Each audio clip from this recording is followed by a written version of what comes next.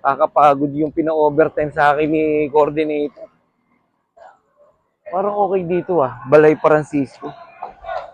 Kung may nagka-happenings doon makapasok nga sa loob. G, parang kilala ko yung mga yun Kumpare ko yata yun malilibre pa ako. Parang kilala ko itong mga nandito. Pare!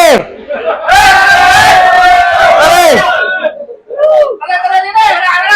May ano ba dito, pare? Pare! Pare! Pare! Pare! May ano ba sa inyo dito, pare? Piniwas na, pare! Kinos party, pare! Pare! Coordinator, ba't nandito ka? Buti dumating ka! Hindi mo sinabi nandito ka pala. Ano ang gagawin ko na bigla natin ang pangarap natin?